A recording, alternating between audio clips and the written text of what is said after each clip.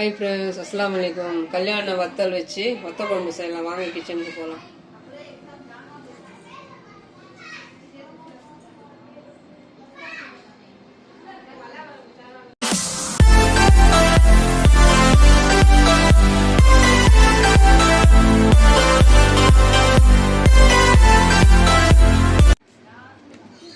பெரிய பூண்டு ஒன்று, நாட்டு பூண்டு 2 பெரிய வெங்காயம்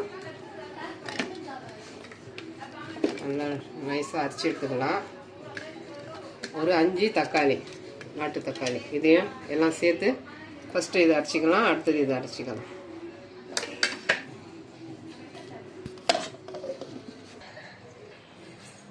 அரைச்சாச்சு.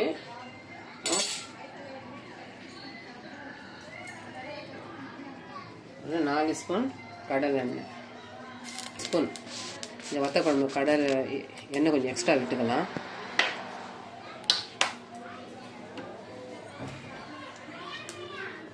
ஒரு ஸ்பூன் உளுந்து,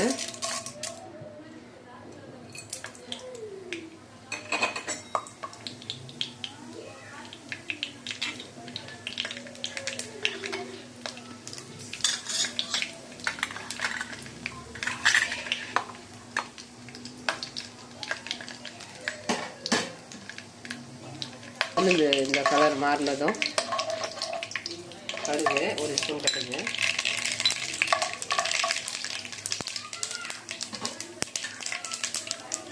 கடுகு நல்லா பொரியணும். இந்த உளுந்து வாசனை நல்லா மணமாக இருக்கும். ஒரு கொத்து கருவேப்பிலை, ஒரு பிடி சின்ன வெங்காயம், சாம்பார் வெங்காயம் ஒரு பிடி,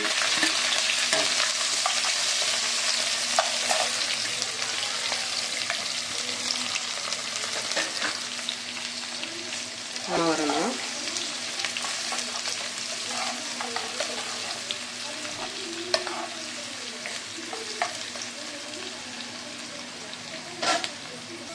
நல்லா இந்த மாதிரி கோல்டன் கலர் வரணும். இப்போ அரைச்ச வெங்காயம், தக்காளி, பூண்டு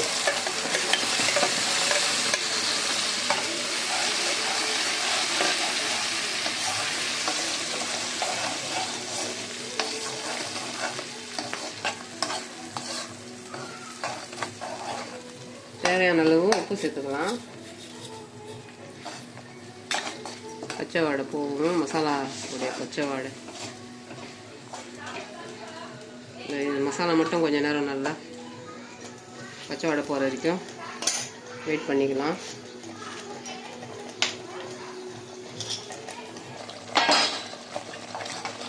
பச்சை வாடை போயிடுச்சு. மசாலா கலர் இந்த அளவுக்கு மாறணும். ஜார் சில தண்ணி, புளி ஒரு பெரிய சைஸு எலுமிச்சை சைஸ் அளவு புளி கரைச்சல், ஜார் வாஷ் பண்ண எல்லாமே ஒரே இதுவாக யூஸ் பண்ணிக்கினேன். எல்லாமே நம்ம ஜாரும் கிளீன் ஆகிடும் இல்லையா, ஒரே வேலையா.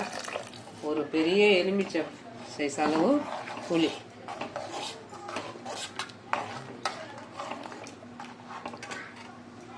ஒரு ஸ்பூன் வெந்தய சீரகத்தூள் வறுத்தத்தூள், அரை ஸ்பூன் மஞ்சள் தூள், ஒரு 3 ஸ்பூன் வீட்டு மிளகா தனியா தூள். இதில் சோம்பு, மிளகா, கருவேப்பிலை எல்லாமே சேர்ந்துருக்கு. எல்லாமே நல்லா கலந்துக்கணும்.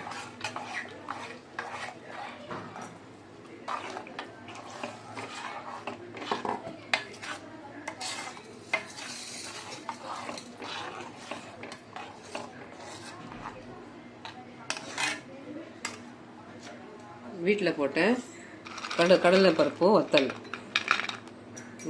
போட்டு வைக்கிறதுனால கொஞ்சம் லைட்டாக மேலே பூர்ணம் வர மாதிரி தான் இருக்கும் இல்லையா. அதனால் நம்ம வெயிலில் காய வைக்கிறோம், காற்று இதெல்லாம் படுது இல்லையா. கொஞ்சம் சமைக்கும் போது கொஞ்சம் இந்த மாதிரி லைட்டாக தண்ணியில் போட்டு அலசிட்டு அதையும் சேர்த்துக்கணும்.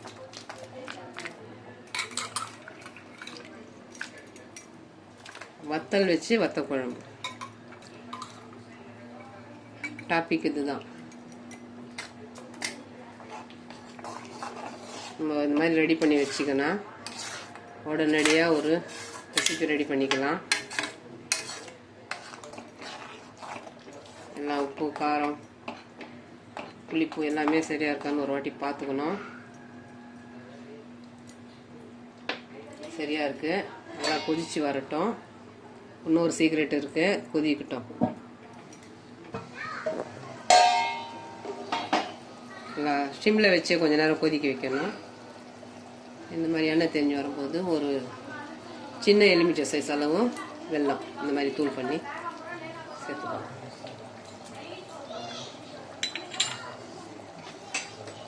சேர்த்துட்டு கொஞ்சம் கலந்து விட்டுக்கணும்.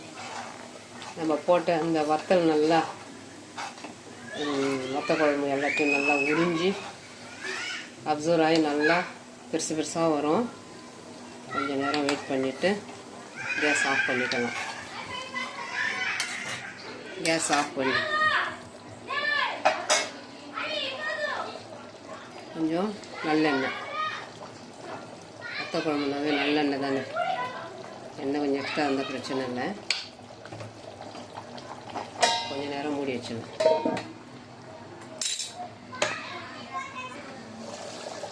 நல்லா இந்த மாதிரி எண்ணெய் தெரிஞ்சு வரணும். எண்ணெய் தெரிஞ்சு வந்த பிற்பாடு கேஸ் ஆஃப் பண்ணிவிட்டு சர்வ் பண்ணிக்கலாம்.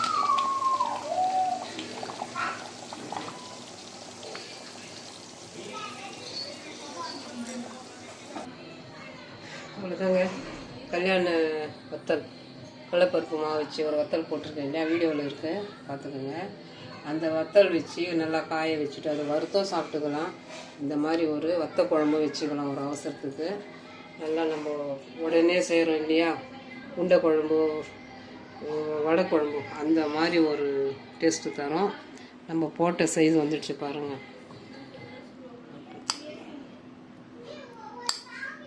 அவ்வளோதான். நல்லா வடை சாப்பிட்ற மாதிரியாக ஒரு ஃபீல் வரும். இதை வச்சு ஒரு வத்த குழம்புனாவே வடை போட்டு செய்தால் அருமையான ஒரு டேஸ்ட்டு. இந்த மெத்தடு தான் இது, ஒரு டிப்ஸு தான். கண்டிப்பாக இது வந்து ஒரு ஈஸி மெத்தடு. வத்த குழம்பு வெறும் வைக்கவும் முடியாது இல்லையா, இந்த மாதிரி ஏதாவது ஒரு காய் சேர்க்கணும். இந்த மாதிரி ஒரு வத்தல் சேர்த்து நீங்கள் குழம்பு வச்சிங்கன்னா ஒரு வேறு லெவலில் இருக்கும் டேஸ்ட்டு. கண்டிப்பாக ட்ரை பண்ணி பாருங்கள். லேடிஸ்க்கு மக்களுக்கு எல்லாருக்கும் ஒரு யூஸ்ஃபுல்லான வீடியோ தான். ஒவ்வொரு வீடியோவும் ஒவ்வொரு ரெசிப்பியும் கண்டிப்பாக ட்ரை பண்ணி பாருங்கள். இந்த வத்த குழம்பு பிடிச்சிருந்துச்சுன்னா like, comment, share, bell button மறக்காமல் நல்ல உள்ளங்கள் பேகம் சேனலுக்கு சப்ஸ்கிரைப் பண்ணுங்கள். அஸ்ஸலாமு அலைக்கும்.